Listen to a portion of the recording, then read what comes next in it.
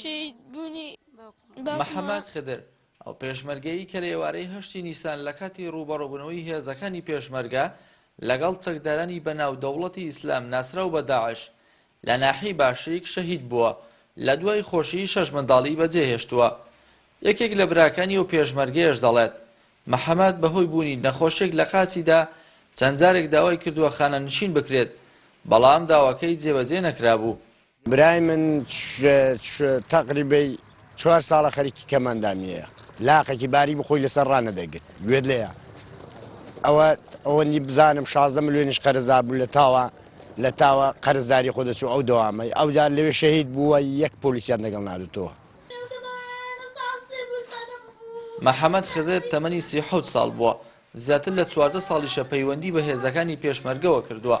بەڵام ئەو پێشمەرگەیە تاکە ئاواتی ئەوە بوو خانوە تەواو نەکراوەکەی بۆ خێزان و منداڵەکەی تەواو بکات دوجاریش بەهۆی شەیدبوونیەوە نەیتوانی ئەو کارە ئەنجام بدات. ئەوا لە سەرۆکی حکومەت و هەرێم دەکەین شەهید محەممەدیان لەبیر نەچی سەرۆکی حکومەت و هەرێم ماڵ و منداڵیوی لەبەر لەسەر مقابای دەنوویت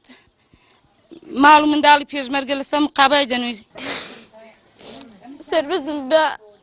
شهید بوونی باوکمە شانازی پێوە دەکەم کە لەبەر نیشتیمان و خاک و ئێمە گیانی بە خاک سپێردرا.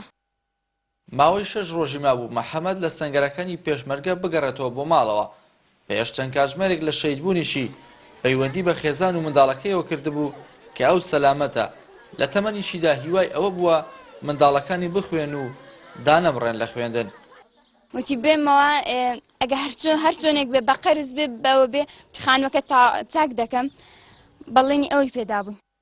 بەپێی ئامارێکی وەزارەتی پێشمەرگە کە دەست NRT کەوتووە بەهۆی شەڕی پێشمەرگە لەگەڵ چەکدارانی بەناو دەوڵەتی ئیسلامی لە سنووری داری ڕاپەڕین تا ئێستا نزیکەی 85 پێشمەرگە شەهید بووە و زیاتر لە 380 پێشمەرگەش بریندار بوون. محەممەد بڕیاری دابوو دوای گەڕانەوەی یەکەم هەنگاوی ئەوە بێت ئەو ماڵی کە لە ئێستادا بە تەواو نەکراوی ماوەتەوە تەواوی بکات بەڵام پرسیار ئەوەی ئاخۆ لە دوای محەممەد چێم خانوە تەواو دەکات. هەنگاو محەممەد NRT گوندی بۆسکێنی سەر